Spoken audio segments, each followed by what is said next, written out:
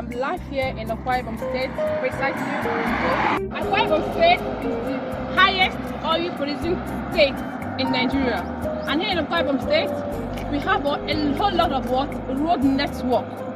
From here now to 5 minutes drive, now you will see the airport.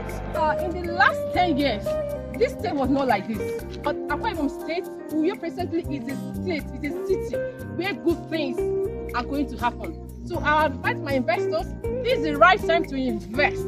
Don't miss this opportunity. Uyo is a mind-blowing city. 10, 15, 20 years ago is gone. Today is another day for investment.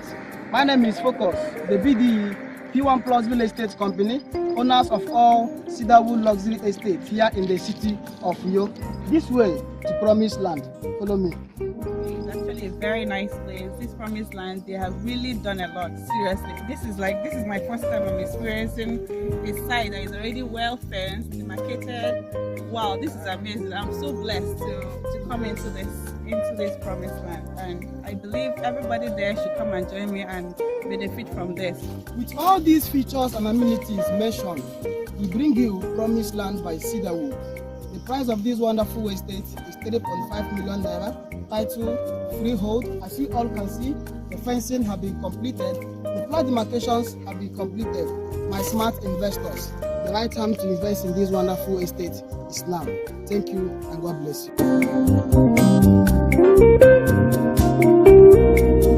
P1 Plus, making home ownership a reality.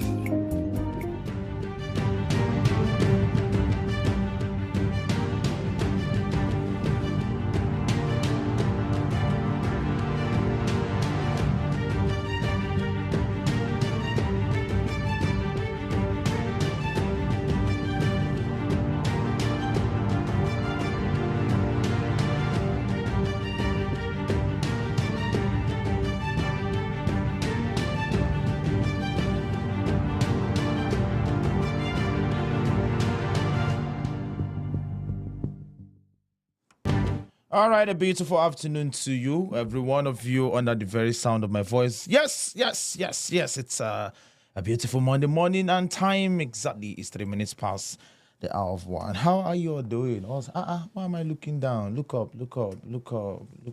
Okay.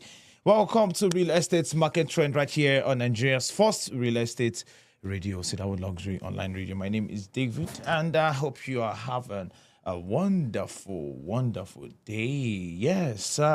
What are you up to? That reminds me. Have you eaten this afternoon? Have you eaten? You've not? What do you want to eat? Okay.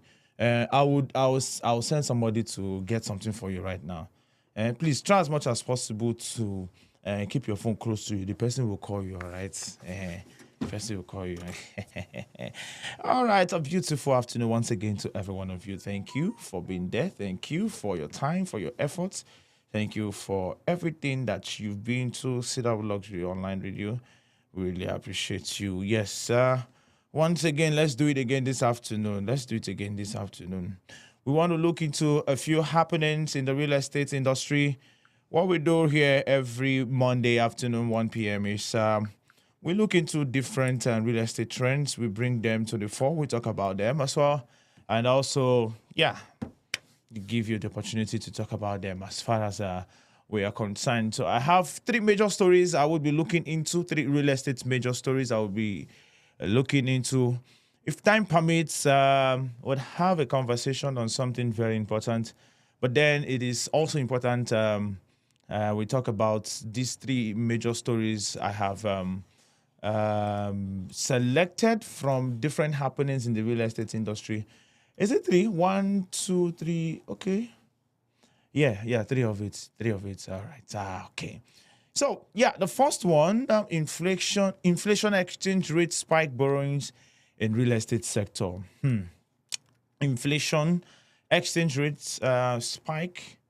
Exchange rate spike borrowings in real estate sector. Let's talk about that for a while, and then we'll talk about the next thing this afternoon. Huh?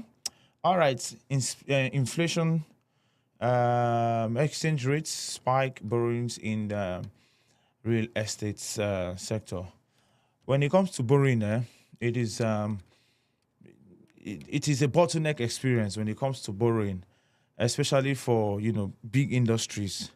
It is something that is really really challenging, and borrowing has a way of helping organizations to meet up to some of their financial abilities or financial needs. Yeah, if I should put it that way.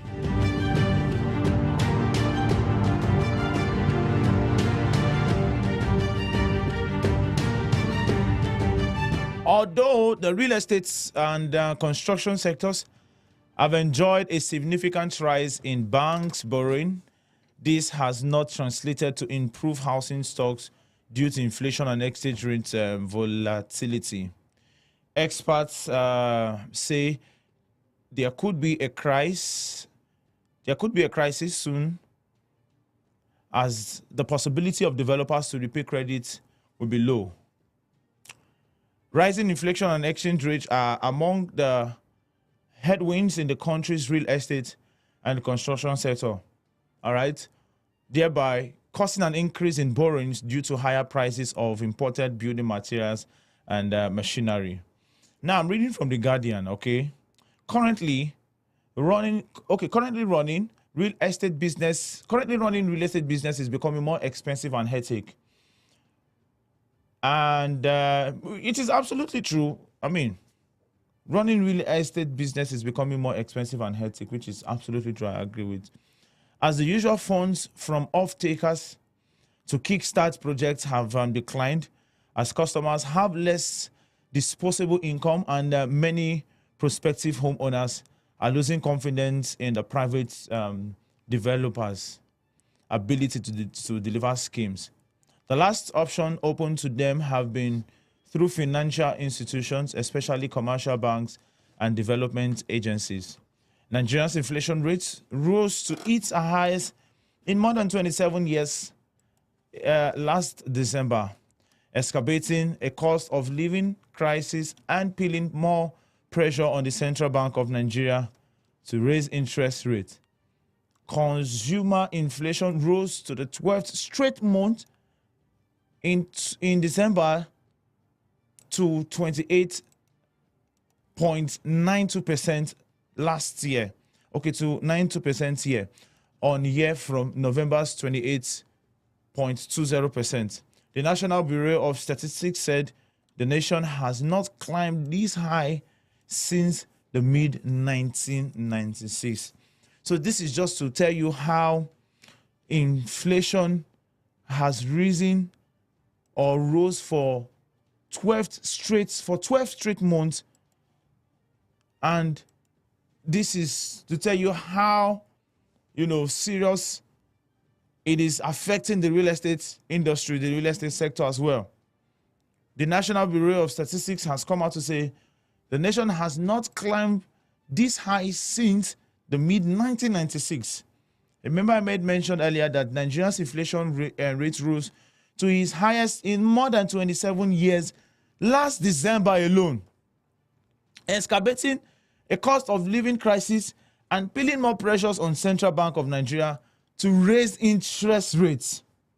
The more we have inflation rising, the more interest rates are rising.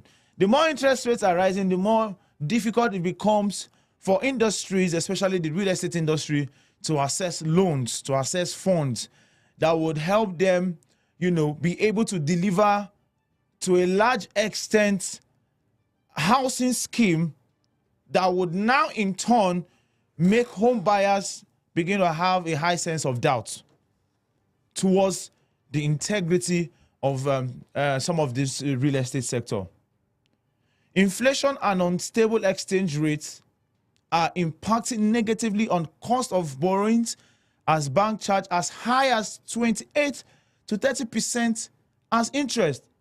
I remember, was it 2 years ago or so? 2 years ago. It's in less than 2 years.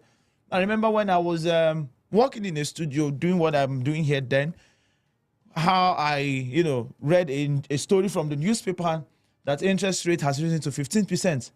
Today, 2024, we are now saying that interest rates are now as high as 28 to 30%. And it is causing negative impact on the cost of borrowing because of how high interest rate has increased. The exchange rate against the dollar averaged $1,300 last week compared with $460.418 in April 2023. While real estate is a reliable investment, developing a property requires significant amounts of money compared to other forms of investment. Hence, operatives often resort to banks for credit. The Guardian gathered that bank credit allocation to real estate and construction firms in the last 4 years, 2019 to 2023, has witnessed an unstable but positive increase. Real estate and construction firms were able to secure loans totaling from 21.89 trillion in 4 years, and the sector contributed 993.14 trillion naira to gross domestic product GDP during the period, according to the National Bureau of Statistics. Now, look at that point there. Real estate and construction firms were able to secure loans totaling 21.89 trillion naira in 4 years. And looking at the loans that the total number of loans that the real estate sector have been able to get compared to the contribution to gross domestic product, 93.14 trillion, which is to say, if the real estate sector continues to strive, if the real estate sector continues to have favorable environment for doing business, we are not only going to see 93.14 trillion contribution to gross domestic product, we are going to see more than that. We're not just going to see 93.14 trillion naira. We'll see more than that. We'll definitely see more than that. So in other words, what can we do? How can we begin to work on our economy? How can we begin to work on interest rates? How can we begin to work on inflation? And how can we begin to see how the country in general will be favorable to different sectors and not just real estate sectors? Further analysis showed that the firms borrowed the sum of 18.26 trillion in 2020 and 20.86 trillion naira in 2021. Central Bank of Nigeria (CBN) data also revealed that borrowing by real estate firms rose from 668.8 billion naira to 707.03 billion naira between January 2022 and October 2022. Firms borrowed 38 billion naira between January 2022 and October 2022.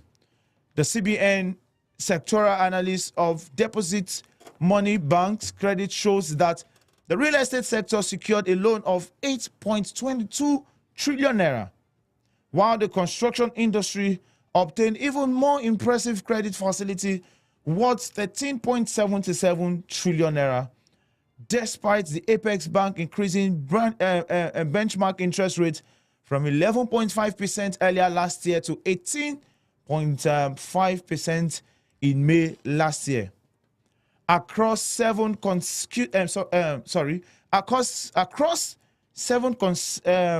consecutive rate increase as part of strategies to reduce inflation and mop up liquidity from the circulation. The Guardian gathered that from May 2022 to May 2023, interest rates rose by about 8%. However, data from the CBN revealed that borrowing by real estate firms rose from 15.6 trillion naira to 21.89 trillion naira, representing an increase of 44.4% between January 2019 and December 2022.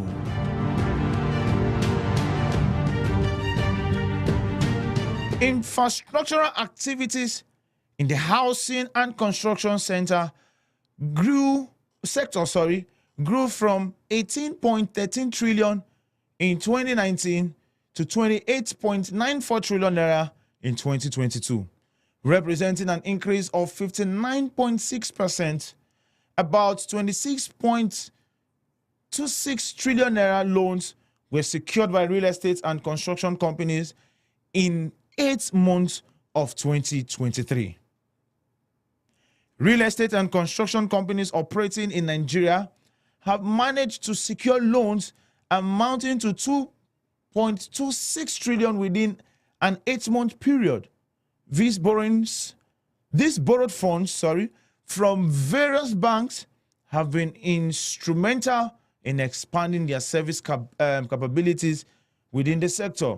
These loans procured between November 2022 and June 2023 have exhibited significant growth, surging from 1.90 trillion naira to 2.26 trillion naira, marking an impressive 18.9% increase.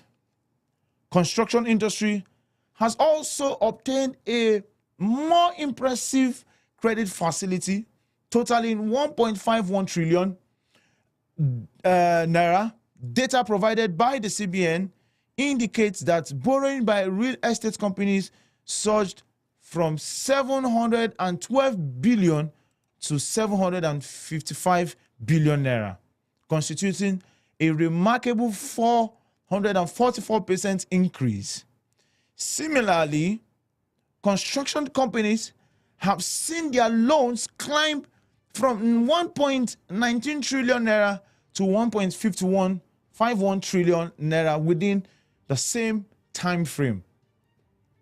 Breaking this down into monthly perspective, loans worth 1.82 trillion naira were obtained in December, followed by 1.78 trillion naira in January, 1.82 trillion in February, 1.84 trillion in March, 1.88 trillion naira in April, and 1.84 trillion in May. The increase in these benchmark interest rates has unquestionably had adverse effect on the country's economy, borrowing and aggravated the nation's housing crisis. This has further made investors to adopt a more vigilant approach given the ongoing rise in property prices. Industry experts said increased credit to the sector may not be a sustainable situation to fund real estate and construction sectors, as there could be cyclical effect on real estate products and the finance market. Former chairman, Faculty of Real Estate Consulting, a division under the Nigerian Institution of Estate Surveyors and Valuers, Mr. Niyi Faduju, said the cost of development and construction has gone higher, adding that a developer who need that 80 million to build a block of 4 flats in 2019 may need more borrowing, amounting to about 130 million now, because of high prices of building materials in the market. To him, the main issue about housing finance is that inflation can increase the cost of construction, but not necessarily that the numbers of units that are developed are more than what they used to be. Fadujo said, however, by borrowing more doesn't necessarily mean people are building more. It means the cost of construction of the existing stocks being developed has gone higher. So investors or developers need to borrow more to develop what they are still building. Housing finance is high because housing is supposed to be a long-term, but the finance availability is short-term. If a developer is getting finance at 30%, it is only rational to build and sell. People that are building to sell are those who can afford to borrow the loans. But people that want to do rental housing cannot afford to borrow because the banks can't wait for you to finish construction and tenants. Income can't pay back the interest, not to talk about the loans. There may be less housing stocks because of certain locations. You cannot go beyond a particular amount. The number of houses financed by the banks has dropped. So inflation and high exchange rates affect the cost of construction and lead to increased borrowing.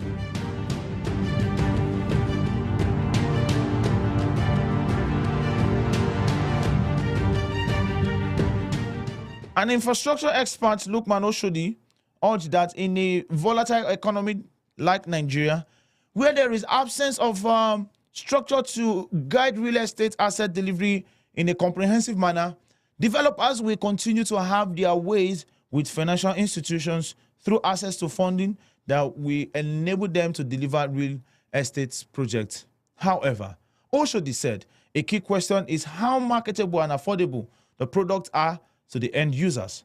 The higher the rate of turnover, getting the real estate products as quickly as possible to the end users, the higher the propensity to deliver more by bringing new products into the market, he said. Oshodi, who is the project director at Infrastructure Limited, believes that where there is apathy on the part of the end users of real estate products, there would be glut in the market. In the past, if you look at a city like Lagos, where the demand for real estate products is always high, you could see that in some aspects of the market, there were high numbers of vacant houses. The exchange volatility, finance, and other issues are not really expanding that trend to some other places, to some other types of houses. People begin to see some levels of vacancy rates in areas where houses could be taken up as fast as possible, he said. According to him, in the immediate future, some developers will continue to access bank credits, but in the long run, if volatility continues, the ability of developers to borrow will be limited.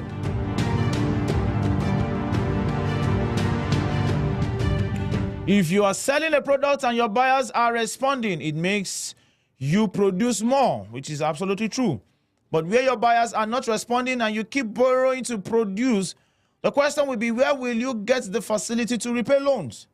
In the long run, if the trend of increasing borrowing continues, we would have a crisis in the sector because the ability of developers to borrow will be low and we could have some level of crash. The financial institutions will be looking for whom to borrow money. The whole thing revolves around the end users, whether those who will rent or outrightly buy, and the end users must have disposable income apart from spending on food, transportation, housing. Housing becomes a key issue.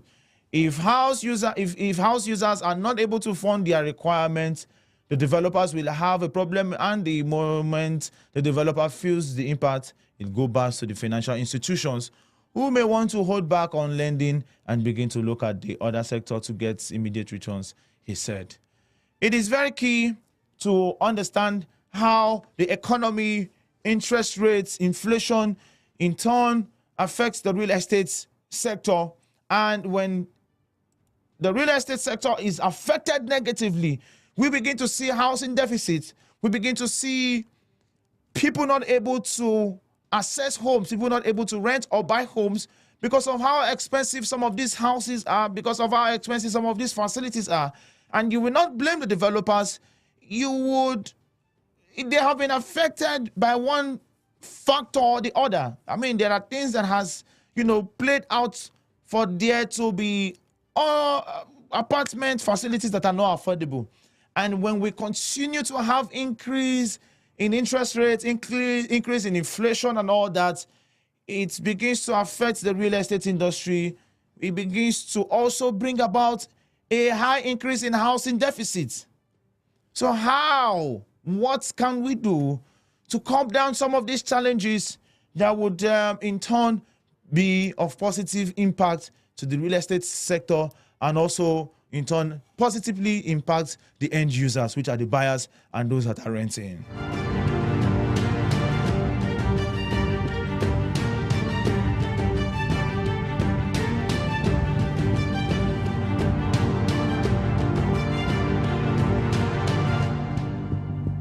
Practitioners seek removal of impediment to Africa's real estate. Let's talk about that quickly.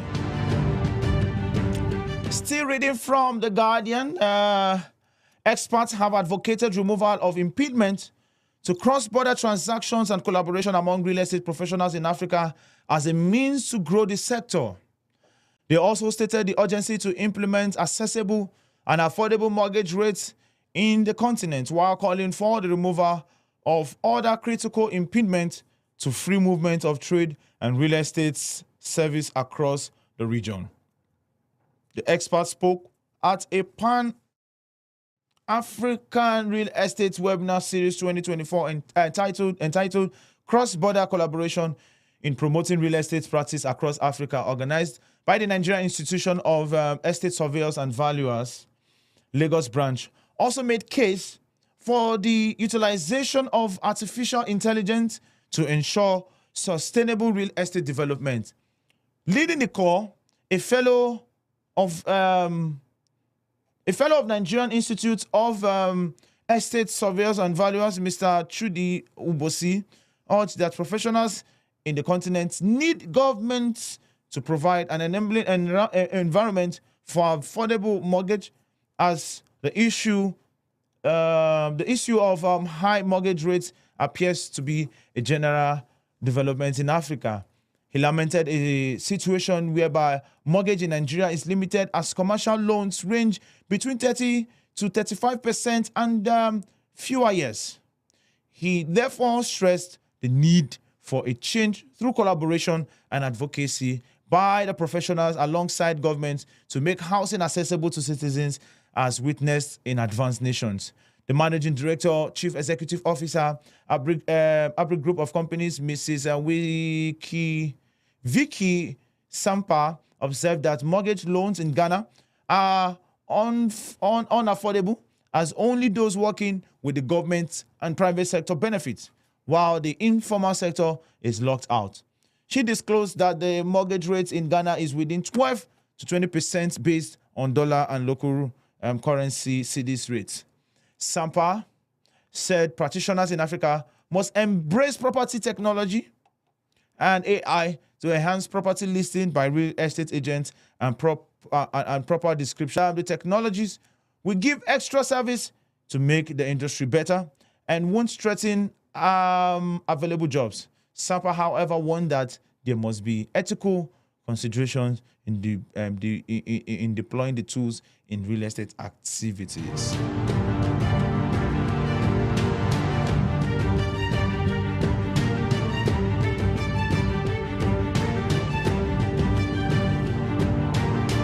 According to her, there was a need to engage in regular decisions, collaboration, and actions that are ethical to grow the African real estate sector, as well as learn from experience from the global market. To her, one crucial way to remove impediments to cross-border transactions is through education and advocacy with relevant stakeholders. The Chairman, Governing Council, Real Estate Institute of East Africa, Uganda, Mr. Vincent Agaba, explained that cooperation, building trust among professionals is key to grow real estate service, adding that this would further help the continent to develop momentum for harmonious legislation. He also lamented the high mortgage rate of 10.5% for foreign country and 22.5% for local currency in Uganda.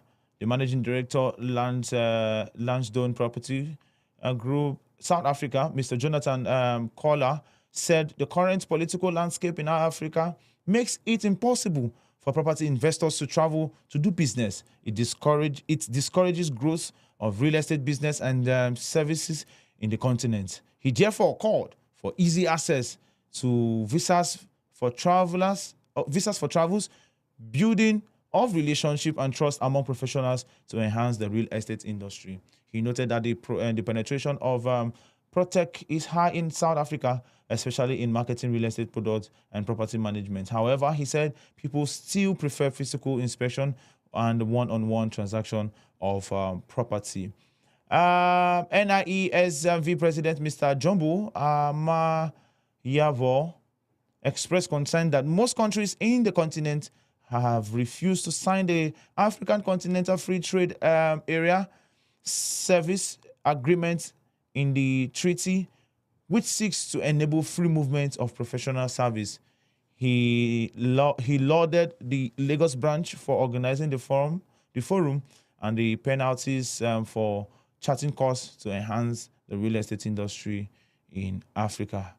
Earlier, Chairman NIESV Lagos branch, Mr. Gbenga Ismail, said the essence of the forum was to enhance cross-border relationship among real estate professionals and group practice across the continent. This is a welcome development. This is a good one. This is something that would really impact and help the real estate industry in Africa. As far as Africa, the African continent is concerned, to strive. Let professionals begin to, you see, in business, collaboration is key.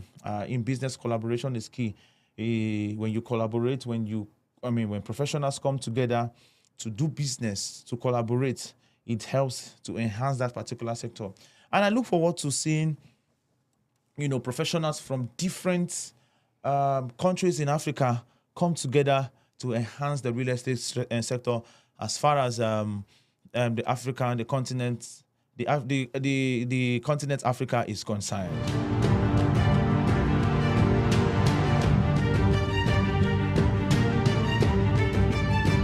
All right, let's take the last trend for this afternoon. I'm just going to talk about this briefly. Why private developers reject estate sector stocky projects. And because it has to do with a turnkey project, why private developers reject real estate sector's turnkey projects. Okay, let's know why. Many developers are increasingly rejecting turnkey projects due to the huge financial outlay needed and other operational challenges despite reduction in new commercial development. Turnkey projects are a delivery method in which a contractor works with a project owner and with a project owner under a single contract to complete all project stages from detail engineering through construction. Over the years, it was the most practical and convenient solution, especially for small and medium-scale projects looking for rapid and not complex project implementation. The Guardian learned that project owners who want to accelerate their commercial properties development offer differential service contracts to their contractors, making their property much more attractive on the market, as the turnkey solution frees clients from bureaucratic complications and long processes. However, experts disclose that the major hindrance in deploying the model is the price volatility, which can worsen issues with project budget and cost overruns. The managing partner, Reform Homes, Mr. Kazim Owolabi, observed that the housing development used to be through turnkey model. However, he said the concept became cost efficient, hence developers and other players justiced it. He argued that a major challenge is the volatility in the price of materials in the market, mostly for the contractors and builders. For instance, the contractor and the developer might have at the beginning agreed they would undertake a project for 250 million, but while carrying out the project may become as high as 400 million. With this, what this means is that the contractor may deliver projects of less value in materials to keep within the agreed limits of 250 million naira. Turnkey concept is like a bill of quantity project with agreement between the property owner and the contractor, in which the contractor will be paid one-time huge sum of money to do a project and deliver it in record time to the owner, Owolabi said. He said the advantage of that The advantage is that the builders can only buy all materials at once, but there could be challenges which may warrant the money for the project being used to execute other projects and using inferior products in the construction site. This is not a good one. If we begin to have more private developers reject real estate sector turnkey projects. Turnkey project is very good. Turnkey project helps, fast track, facilities, building facilities.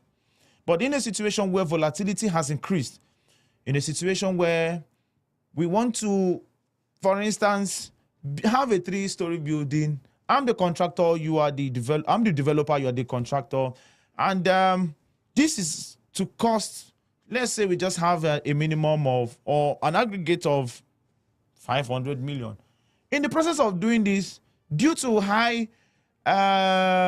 increase in prices of materials and all that, the said budget, the said amount will no longer be available. Now, it will now make the developer to get inferior materials. And when we continue to have buildings with inferior materials, we'll continue to have collapse. We'll continue to have building collapse here and there. There was a time in Lagos that building collapse was back to back. And in one of the cases in Ikoyi, it was as a result of inferior materials being used for that particular building. Imagine a building that is still under construction collapse. What then would happen if that building survived construction and people have started living in there? We need a lot of government intervention as far as the real estate sector is concerned. This is where I'm going to draw the curtain.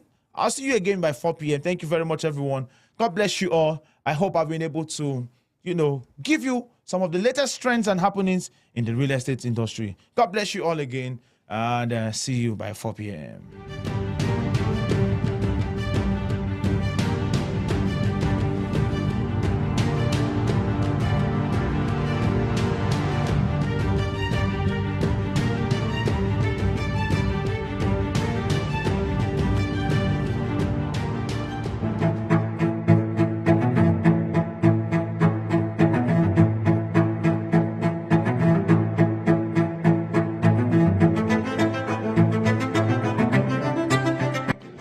ekene m ụnụ ma ndị nọ n'obodo oyibo ma ndị nọ Lagos ugwu Awụsa ebe ọ nọ ọsọ ya gaa ogo nọdụ onye Igbo bụ maka nna agwa ugo ebewekwa na mgbagbu ejikwa ebe a na-agba na ntị agba n'anya ịpụkwa ebe na-eme n'obodo oyibo onwezikwa ebe batara anyị ọkwa ife na-eme na Lagos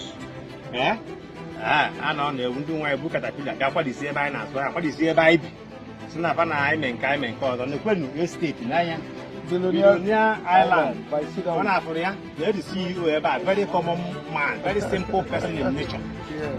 Yeah, but number one, it's all good property in Asaba. It's all the best. It's all been an estate. Every year we go General.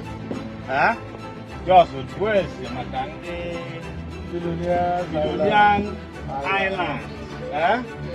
I've been to celebrity name. I've been to organize.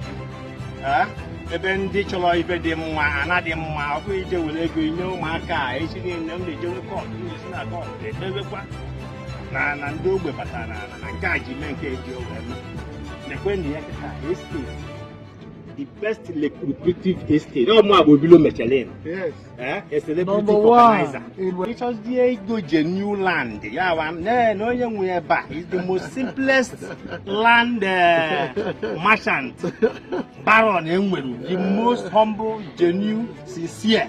Yes, so that's the man. Oh, yeah, B1 Plus.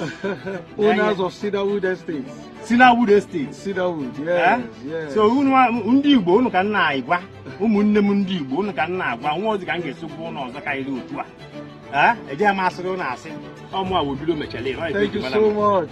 So, biko menu ka unu bịa wetewe ego ka unu goro ana. Ọ dịkwa very cheap kịta. Abaghị ụdị ịkpọ price ya na media. Mana I do here ka common people wey we ke gori ya ibe ji buy ya millionaire estate go onye ọbụla bi ebe a ọ bụ di bugudo low class middle class na target yi bi is a spiritual name. Yes. Billionaire, oh boy, I may be here. You work in Bobo Tata, but H-Pen, H-Gary, if I ever give up. You go on a bar. Chineke, whoever gave Bushiki, Abo Millionaire, one, I had Jesus. You are a mega millionaire, and I ain't put up here. You go on a bar. So you go on a bar. Now I can be one plus. I billionaire estate, you mind you do for sure. I'm telling you the truth. I'm not no one will could. I'm don't buy. So you been going to Golana.